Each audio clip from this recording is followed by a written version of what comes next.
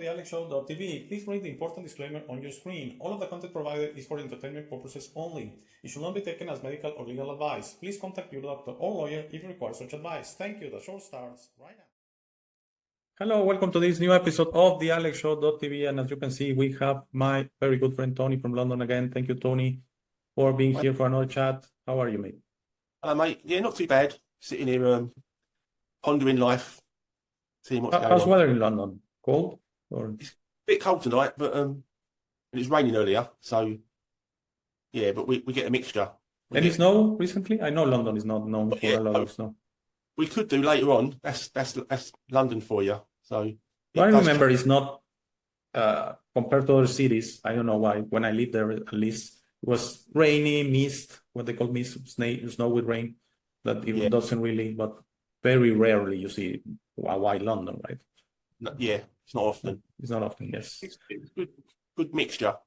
It's amazing if you think about it, you know, on this side subject of snow, how the conditions that have to be for the creation of snow. Snow is really beautiful. You look at the microscopically how it forms and that. But, you know, it's a subject for a different day. Today, our show is going to be, is life a monopoly board? We were talking about this one earlier on our chat, trying to discuss over several topics. And you suggested this one, and it's great. So, question for you, is life a monopoly board? Yeah, I'm believing it is, you know. I think the longer I live, the more it seems to me that life is just a board game that we move along, and if we get too much money, something happens and it takes it off us. You know, the electricity company puts the prices up, so we've got to pay more. The rent goes up, the gas goes up. We might go to jail. We might be homeless without any home. We buy hotels. It seems to be set up to keep us at a certain level, and only when you get a bit more money do you become successful. So the poor usually stay poor, and the richer tend to become richer. That's what I see. Yeah. So I would say yes, mate. It is definitely a monopoly board. Thank you. I agree totally, and I think if I could put a difference from the Monopoly game is, of course, in the Monopoly game, we all start with the same money, which doesn't happen here in life.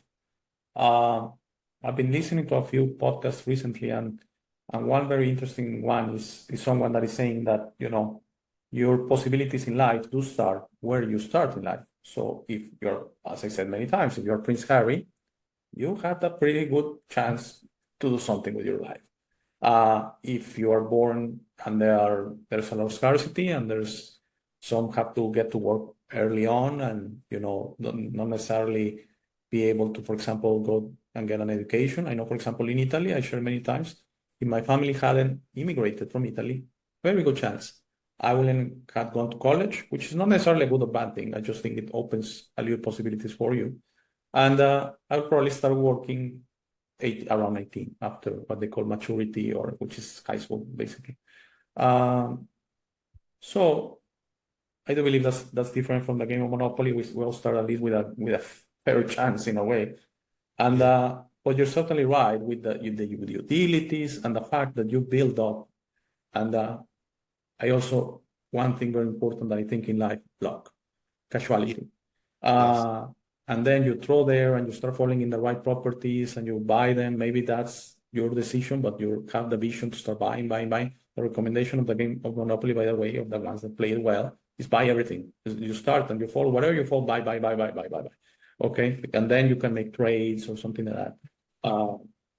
You can also mortgage properties, and but I do believe in life, make casuality what I call is because luck sounds strange. Some people say you build your own luck. Casuality. I think at the end, if you make a lot of money or some money, yes, your effort, yes, your decisions, but casuality has to be a high percentage. And some people are just luckier than others, I guess. So what do you think of that, mate? Yeah, I believe that. I mean, I was born poor. Simple. It was poor area. It was all poor. So it was all equal. And the only way people could make money then like our parents, was to do odd jobs. So my mum had a friend who made clothes for people on the estate. So she would do repairs, and that was her little bit of pocket money. There was another woman, she made necklaces, like beaded necklaces, and she would sit at her desk. Just it was my mate's mum making necklaces, but we were all poor. We never made enough money to move out. We never made enough money to go uptown or upscale. So, and there was one guy on the estate who had a car. We called him Rich because he had a car. He was the only one. So we never knew what money was. But then as you grow older, you meet people and you have opportunities. But I think it's a mindset. It's a mindset of, I can do that, or I'll never be rich. I'll never do that. It's a can-do attitude. If you believe you can do something, you've got more chance of doing it. If you've got a negative mindset, oh, I'll never be rich. That's for them. That's for them people. Your mentality will keep you poor. But then luck plays a part as well. So I believe you have to learn as much as you can about life and people mainly, and that will stand you in good stead. And if you get an opportunity, have the right attitude, be positive, but don't put yourself down, because I've met people that are rich, poor, all levels of life, and they've owned businesses, big businesses, at the philosophy school I went to, and they're the nicest people you could meet, and wise, and they're not what I thought they was. I would be thinking, oh, they're going to be snobs, they're going to look down their nose at me. They're on my level. They're literally ordinary people who just happen to be rich or happen to be well educated, or all walks of life. So I see money as maybe it's secondary to my life. It's important, but it's secondary. My joy and my enjoyment of life is with people and relationships with people. But you have to take into account the money side and the monopoly board. So, and the attitude to life. Yeah, if you play Monopoly with the attitude of, oh, I might win, but I probably won't, you will probably lose. But if you go and buy houses constantly, you have the attitude of, I want to buy everything up, you probably win. But the point of the game is, in this life, will you be happy? That's what I see. So I would just leave it at that and say, you might win the game of Monopoly, but at the end, will you be happy? Yes, excellent point. Honestly, you left me a little bit speechless there, because that's the key. Money is never gonna buy happiness. Okay, that's why there are a lot of people that are rich, that they're sad, that they're not happy, that they end up their lives they don't even know what they want, and some are very defensive, that everyone wants them for their money. I believe we already spoke, you and I did an episode on that a long time ago, on this guy from Minecraft, that he sold a game, Minecraft.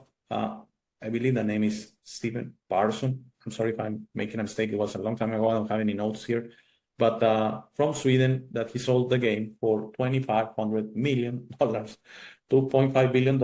After taxes, he got $1.3 billion, $1,300 million. And he went out there partying to Ibiza on a yacht for 1 year straight. And at the end, he was depressed. Yeah. And he said, basically, I believe he lost his girlfriend or wife or something like that. He, at the end, felt he didn't have any friends. Everyone wanted him for his money. Yeah. And it was almost like he didn't want it. Okay. So I believe, mate, money is not necessarily a bad thing. It's very strange. It's such a difficult energy, because it could be so bad, like in this case, or it could be so bad, like the case of Pietro Maso from Italy, that 19, so indulged with money, so drunk with money, so drunk with the power of money, of enjoying life, well, I don't think that's enjoying, going to bars, and for example, shouting, everyone, a drink on me. He loved that. He loved that.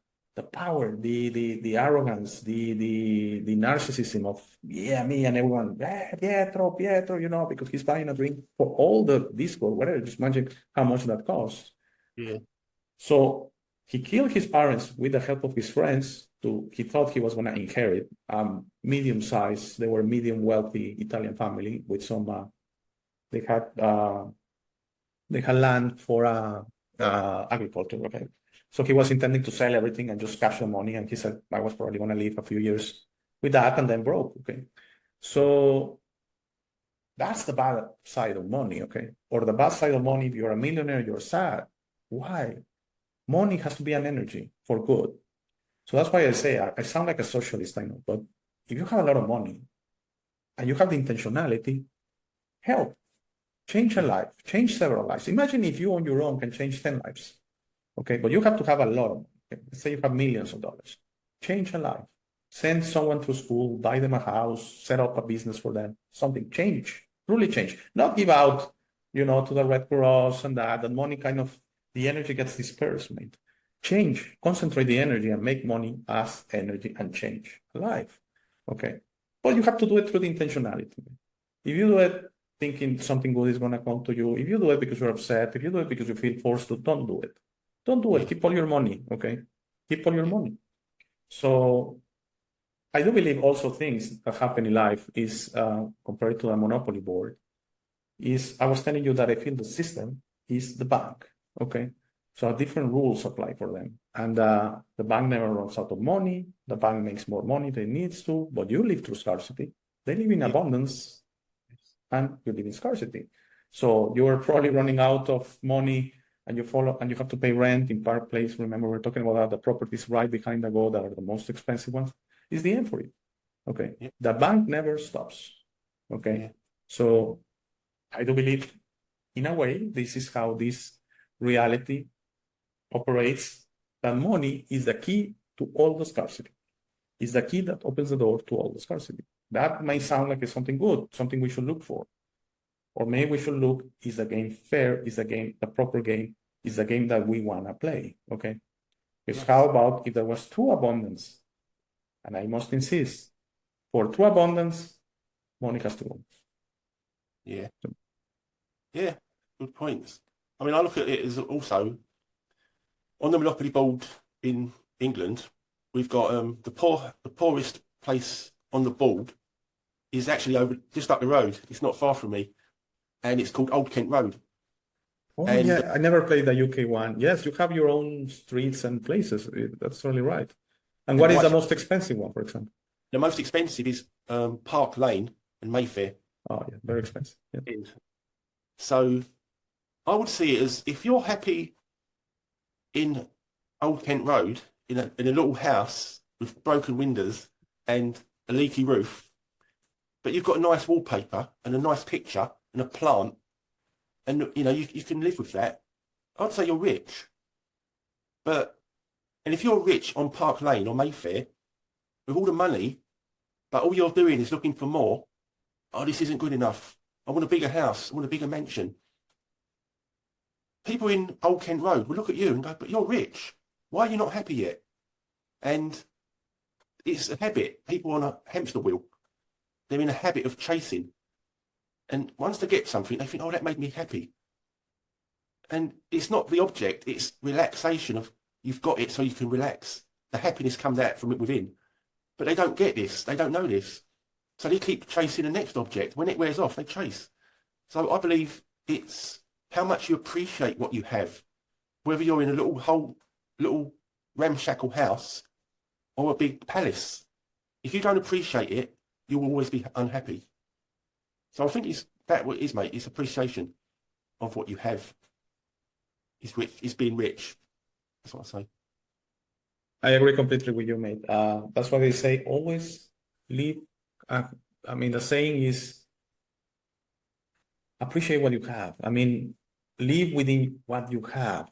And some say that's a defeatist attitude, that's you're never gonna grow like that, and you're never gonna be rich like that. But be happy, okay? You have a house, it's small, it's large, you have a roof over your head, you have money, be happy. Okay, be happy. And yes, you see a BMW pass by and oh, it's a nice car. Yes, wish them well. Never, there's a lot of going on through the world, an energy of envy. Okay, and I think that's something kind of is promoted in this game. Okay, of okay, why? For example, you go on a plane and there are classes. Okay, so yeah. It's very common, especially when it's going to be a long plane. Like for example, for me to go to visit you, to 10-hour flight or something like that. You go in economy with the seats now, they put so many that you have the seat right here, okay? But then when you go in, usually you can, especially if you go in, usually make a right to go to economy. But if you make a left to the front of the plane, you can see the business class and maybe even first class. I say, oh my, I mean, that's nice. Okay, I wish, I mean, for 10 hours, I wish I was there. At the end, you leave at the same time, you get there at the same time. Yes, it's a little bit more tiring in economy, but you know, at the end, after a couple of days, you're all basically the same. But that's what this world is full. And that's why I say, for example, someone that is out there in the street and says, oh, but you're rich and I'm poor. No, that's the wrong way about it. Okay. Because that's through envy. That's through being upset, to being belligerent. Okay. I don't know what to say to people in the street. Again, as I tell you, that's what I feel is wrong about this reality. It's wrong. I'm not sure it's fixable. Maybe. We're discussing that if someone really famous came on the show, what questions will I ask? And let's say someone like Elon Musk or something like that. I was telling you, my one question is, how do you really help the world? Yeah. Because you claim that you want to help the world. How do we really fix this? How do we really fix this? Oh, we develop Africa, Latin America, Asia. No, that's not going to be it. Okay, how do we really fix this? And I think the only way is by all of us, people that have much more than us, for them to be willing, how difficult it could be, but for someone that has houses, castles, private planes, to say this reality is fundamentally wrong, is fundamentally wrong. The only suggestion for me is change lives. Elon Musk, change lives, get individual projects and funnel a lot into that and change 10, 20, 50 lives. Imagine one person changes 50. Yeah. Not bad, mate. It's not bad. Don't try to change the whole world. It's not going to happen. Okay. Yeah. And the reality, as I shared many times, I mean, if you're watching this show, you're a subscriber, you know how I think, you know how I feel, that I do believe there's another reality coming, but we're going to be so different because we are going to change it. We are going to change into saying this is wrong. Not people under the bridges, not people dying of hunger, not people dying of disease, not people like that. This is fundamentally wrong. I cannot live like that anymore, even if I'm the lucky one, even if I'm one of the lucky ones. Okay. Exactly. Yeah, mate. I think it's the money. Money is the problem, because back to the Monopoly board again. If you use the analogy of the Monopoly board, and you have the banker, like you said, they can get as much money as they need. They just print more money. So they always got a stack of money, piles of money. They can just say, "Oh, you over there, what are you doing? I want to buy a house. Okay, I'll lend you some money here. I want double back." And it's like they control the board. So if you play by the rules that they like, if you play within the rules of the game, they'll help you because you're playing their game. They're controlling the game. But if you play outside the rules, so you play the game, but you say, "I'm not buying any more houses. I'm not buying anything. I'm just going to be happy and roll the dice and roll around and go round and round and round, but I'm not buying anything," you will lose the game. You'll be out, you'll be bankrupt. Because the bank will not help you when you're poor. You need to play by its rules. And it's basically division. Buy, hold it, and then let the rest starve, let the rest be in deprivation. So the name of the game is, the survival of the fittest, survival of the smartest. And the poor, we don't care about you. You can suffer. You can die on the streets. But these ones are really rich. And it's just the bank. The banker is the problem. It's the banker that sets the rules and sets how you behave on the board. So it's for people to say, well, maybe we don't want to use your money anymore. Maybe we want to make our own money, or maybe we want to barter, or maybe we just want to grow food and live in peace without any money. Another system. But the Monopoly board is rigged. It's set up that way to create rich and poor division. So, yeah, and those like me who are not grasping after much, just the food and shelter, I'm happy, but I'm not rich. But I'm happy with that. I'm good. And it's the rules of the bank that set the board, mate. It's up to us to say, no, we don't like this anymore. We don't agree. And that's it. We need to change. I believe that's the winning play. I believe that's the winning play. Okay. It's not, it sounds something negative, it sounds something belligerent or upset, like I don't want to play anymore. Like I'm, hurt or no. It's just the reason I just gave you. This is fundamentally wrong. This game is wrong. Okay. At the end, someone wins, everyone else is broke. You think that's a monopoly. The game ends, you probably have experienced that. Usually we have played Monopoly on trips and sometimes in family gatherings about games, not for 4, 6, 7 hours sometimes. Oh, yeah. And my thing is, we at the end say, I don't want to play this game. So again, what is the solution? I don't find any solution. Okay. That's why we continuously say about this world. And right now is the thing with the weather and with the climate. And they're going to come up with something else. And they have been trying to help Africa for 50 years. I mean, I hear about Africa, remember, and we are the world. And people are still dying there. I mean, what's the solution? Throw food. It's not enough. It's just like throwing a glass of water to a fire. It doesn't work. We have to, at one point, say, hey, we're the willing participants of the Monopoly game. Because it's not like 4 or 5 like the Monopoly. There were billions playing that game. And we say, we don't want to participate in it. You said it perfectly. Let's build a new game. And that game is going to be a game that, no one can go hungry. No one can go. It's impossible. So yes, I know for the ones that think that I'm against capitalism and I'm a socialist or communist. No, but it's a good dream. I've heard many Russian intellectuals, Soviet intellectuals say communism is a beautiful dream if implemented properly. The problem is it still had a head, it still had the difference, it still had the hierarchy, it still had, the ones that were doing good and the ones that were doing bad. How about we all do okay? Okay. Yeah. And we stop needing money to feed, especially our mind, or thrills, or senses into needing the stuff, drugs, alcohol, and luxuries, because I think that's a drug as well. As I just say, the example of the plane, I'm in first class. I think the most important thing of someone going first class is the feeling I'm in first class. Yes. It's not really the seat or the service, it's I'm in first class.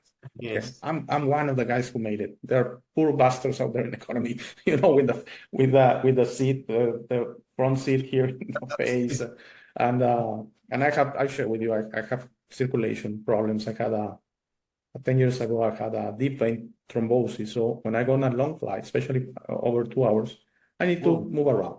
Okay. Yeah. See if I'm going in economy, of course. Yes, I think that's most of the feeling. And that's ego. That's the ego. I mean, if that is something that for you to go around life saying, hey, I'm the one winning in the game, that's ego. That's the ego. You are not using money the right way. I wish I could talk to all these people. You are not using the money the right way. It doesn't mean you take it and you become scarce and then no, live a comfortable life. How many houses do you need? 100, 200, 500. There are people very rich in this world that they could change 1,000 lives. 1,000 lives. Imagine one person changing 1,000 lives. I'm meaning changing me. I'm meaning change. Sending someone to college, that's changing them. Setting them up of a business, training them, keeping them under your wing and bring them to your businesses, and then they go on their own and create their own business. That's changing them. Yeah. But no, they donate, and the money, the energy is dispersed. They donate a percentage, and also they get tax breaks from that. Let's be honest, and they feel great about it. Like I help the world. No, that's just for your own thing. That's for your own ego, by the way. So you also say, yeah, great, but I deserve it because I'm a good citizen of the world. No. Sure. Yeah, it is rigged, mate. It is rigged. And I think people on the board, when they buy their houses and the hotels and they have loads of money, they need to get in touch with their conscience, because it could be them on the street next week, next year. It could be them and people they know on the streets instead of the ones that are on there now. So it will take something drastic, something like I don't know, exposure of certain people in power and the corruption. It will take that being exposed on a global level for people to look around and go, hang on a minute, what's going on? the rulers are corrupt. And once people wake up to that, that is the turning point. People will see it and go, you know what? I'm not playing this game anymore. This is rigged because we're being played. We're being divided and ruled, pitted against each other. We can never get too high before we get hit down again. And those with the money, they're playing the systems game. That's why they're successful. But they're not happy. And what are they doing to get that money? So that's the level I'm seeing. And it boils down to the individual. I think we've spoken on it anyway, about the individual's conscience and doing the right thing and walking their own path with their own conscience intact. Because if this conscience is playing up and they can't live with themselves, that's when they need to change and do good. But to turn their back on the truth, turn their back on the conscience, it won't end well for them. You know, so that's where I see the Monopoly game changing or being dismantled, because it's each individual changing for the better and sticking to truth and doing what's right with each other, because they're distracted into the game and the trinkets and the bells and the whistles and all the glittery stuff, the diamonds, the pearls, the cars, and they're distracted. They're like robots walking down towards the bright lights, and they've forgotten real life. They've forgotten what matters in life, you know, equality and helping each other. So to me, you know, I'll sound boring to a lot of people, but I've been through it. I've been through this system and I've seen it. I know what it's about. And I see these kids going into it. Yeah, there was talk like last night about there was a stabbing over the road. Young black kid. Police everywhere. I was telling you earlier, I said to the cop, that was television, that was. Did what? That was television, did that?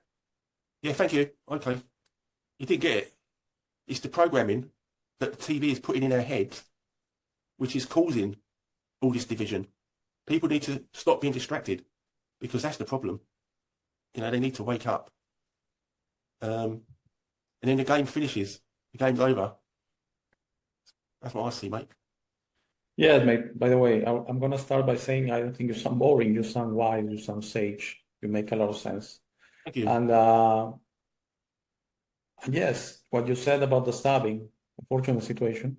Yeah. I related, for example, to again, sorry to bring up the Pietro Masso case in Italy, but it's so to this, you know, it's related to money and what you are willing to do for money, awful things. Again, the bad use of money, the bad energy of money. And it has two sides. You change a life, you're using money as energy.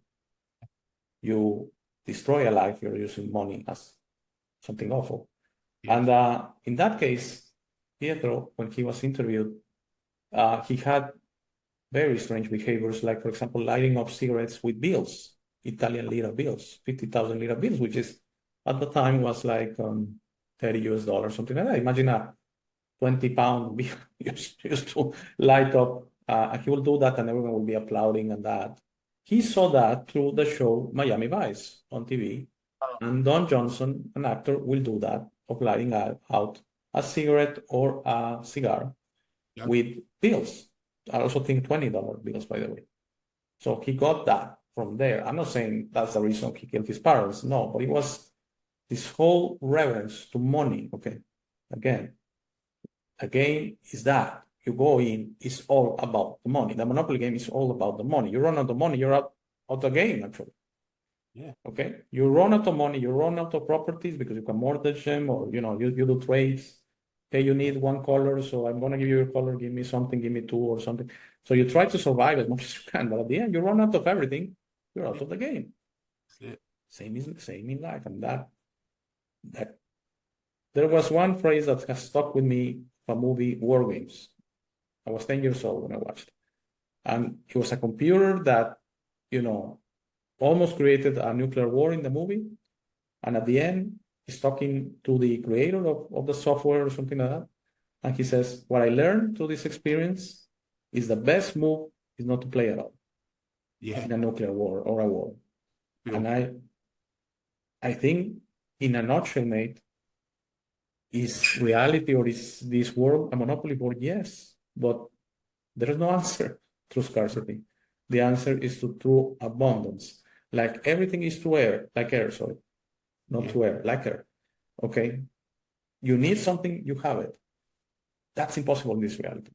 And Yeah. the ones that have more are not going to allow it because they say it's not fair. You know, I worked all my life. Why should I leave?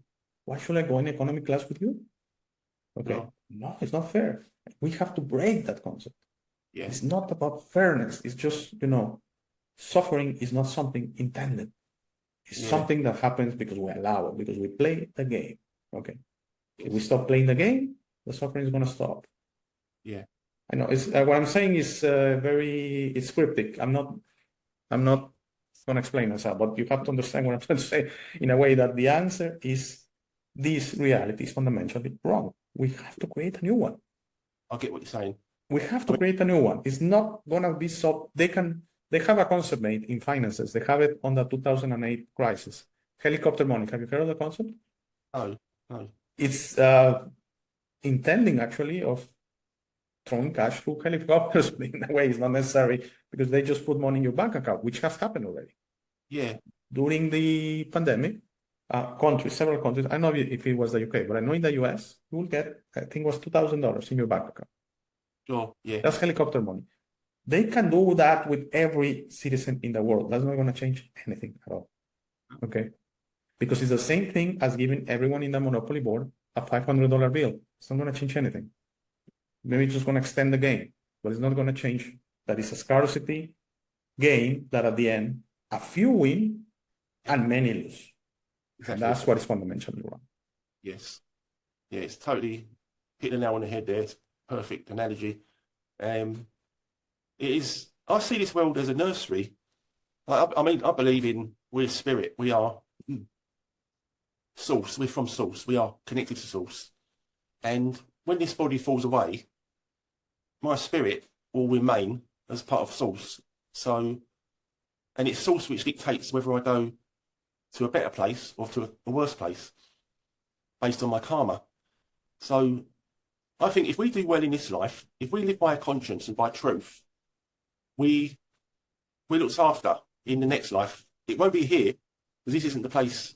We're trained. We're getting our training on this earth, and we've been tested to see if we do the right thing and whether we make the right choices.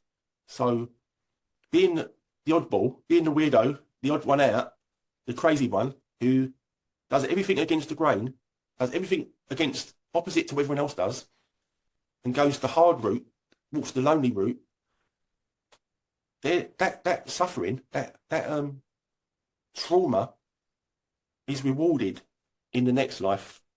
So this is a nursery. It's a test. It's like, let's see how committed you are to truth. Let's see how committed you are to helping each other and other people. Let's see how committed you are to, you know, helping and unify people and do your best. And this is the test. This is where we put. And it's a hard test because it's not easy to walk that lonely road of following your conscience. And people make their choices. They get their cars and their houses and their money, and they might win the game of Monopoly. But are they going to come back and play it again next time round? Or are they going to go on to somewhere better, more peaceful, more united? You know, this is what I'm seeing. This is a Monopoly board of, I would call it hell, or a version of hell. It's a level of deprivation and suffering and war, murder, crime, inequality. I wouldn't want to come back again, but while I'm there, I don't think you're coming back again. Maybe just by you saying that, I don't think you're coming back again. No, you're going somewhere better. I don't want to imply you're not coming back at all.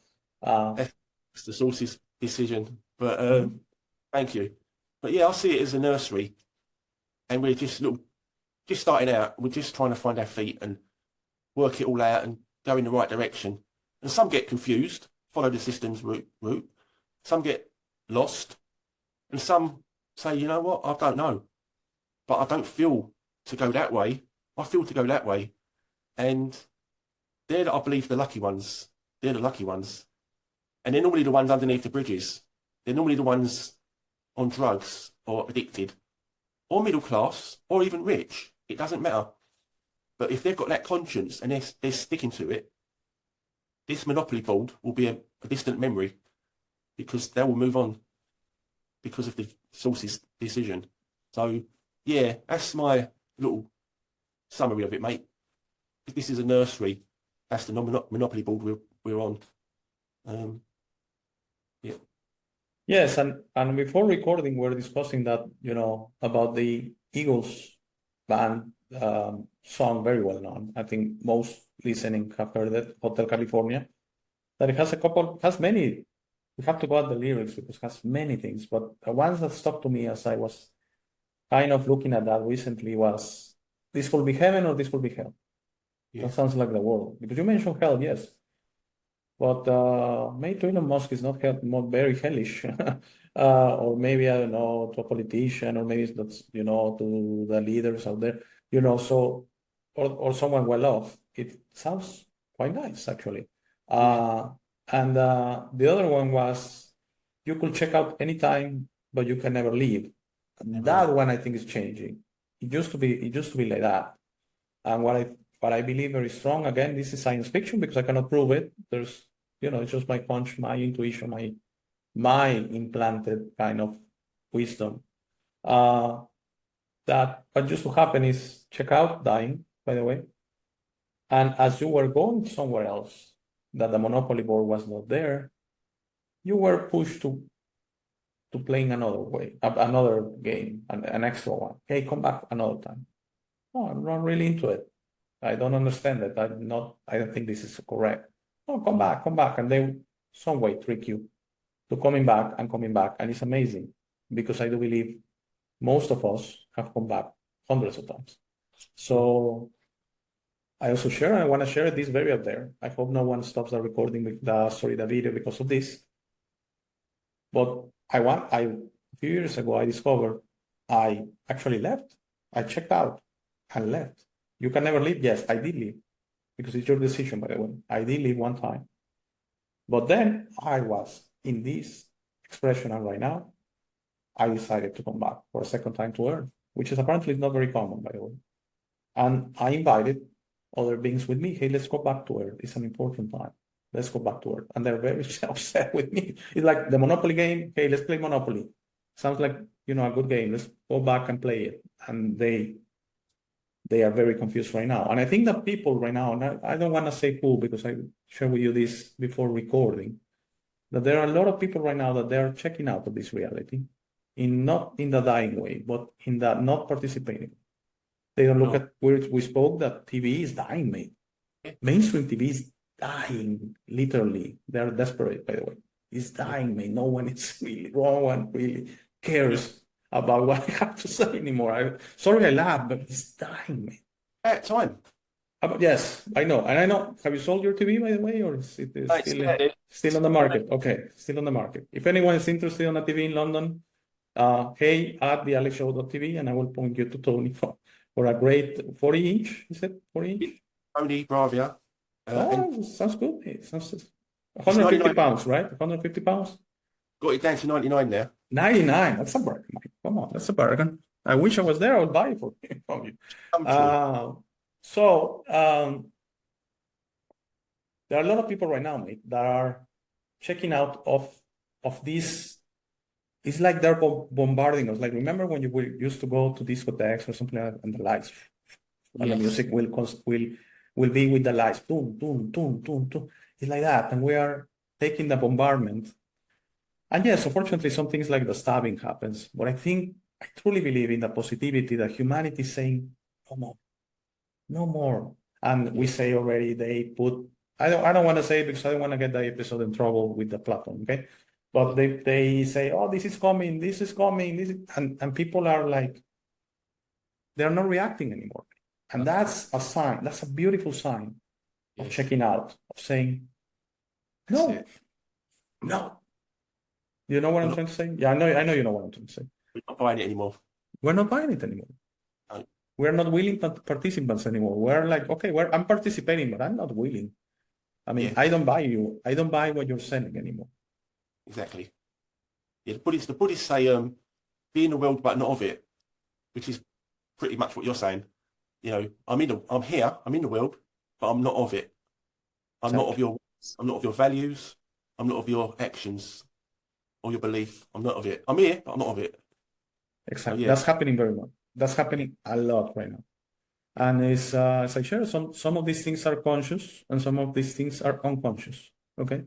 So there are some that just feel it. yeah, They just feel it. And I think this process went through our good friends, Pat and Joel from Wake in the Future. That's why I think they also stopped, because in a way they were just, it was, I'm not feeling it anymore. Something different is in me. Something yeah, different is ringing in me. And follow the ring. That's the only thing. Follow the ringing. Follow. Your heart is beautiful. You have something in you that is precious, that is untouchable, because no matter the out there, it never gets in the in there, okay, in you. no, Doesn't matter the bombardment, the pollution, and that. What you have in you is something beautiful. And my only suggestion is follow your heart, discover who you are, discover you, yeah, discover the power of you. And that's it.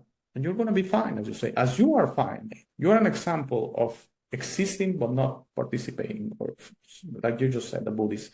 Like, Yeah, I'm here, but I'm not from here. Okay. in the world but not of it. Exactly. Yeah, I think that's an individual choice as well. You know, we have to make our own choices, and when we get that resonation or that chiming of, yeah, I'm not feeling it anymore. I'm not. This world isn't right. This is wrong. And then you see the corruption and the lies. It's an easy decision to make. It's almost written in for you. You're just walking through the steps because it's so wrong. It's so wrong. And the inequality and the lies and the tricks and the distraction, to try and get our attention. That's what it's all about. Getting our attention. Read our papers, watch our TV, read our books, go to our pubs, go to our bars, go to our restaurants, go to our hotels, go to our resorts. Like, yeah, I'll go where I want to go, thanks. I'll make my own choices, thanks. And think for myself, like Pat and Joel's logo on the cap says, on the mugs. So, yeah, individually, we all have to make the right choices for ourselves. And there's no time limit on it. There's no, set a deadline. It's up to each of us to do the right thing and live properly, live compassionately and wisely for each other, not for money. Money isn't our God. Money's a piece of paper. Property isn't your God. It's bricks and mortar. Jewelry isn't our God. It's metal or opals or jewels. These are material, inanimate objects. What are we doing? We're the real deal. People, animals, life. That's the real deal. The paper, money, no. To me, it was over a long time ago. So I just see it as people, when they're ready, they've got to do the right thing and chuck in their chips and start living their real life, not Monopoly board. That's it, mate. Thank you, mate. Yes, great thoughts as always. And I don't disagree with your think of money. And actually, in the movie Ipa Boni, excellent movie. It's actually on YouTube, by the way. The only unfortunate thing is in Italian, so I think you have to go through the subtitles if you don't speak Italian.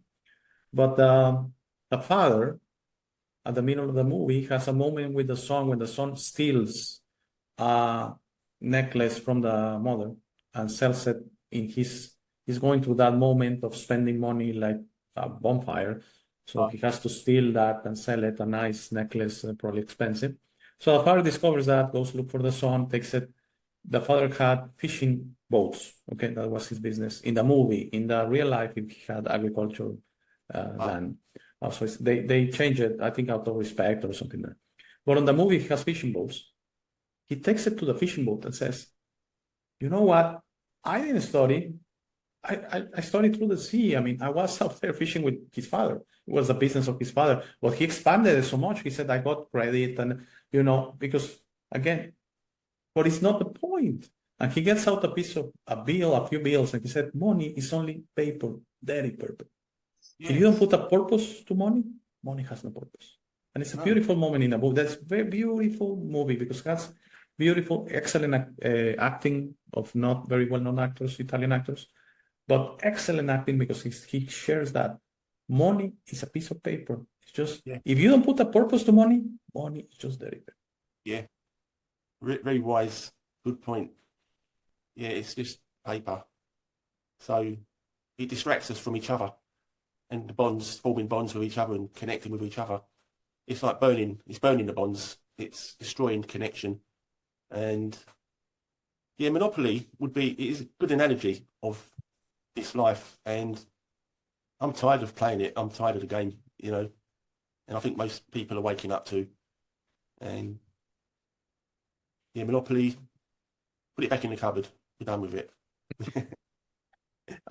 Mate, we have been going on for over 50 minutes now. So do you have anything on closing?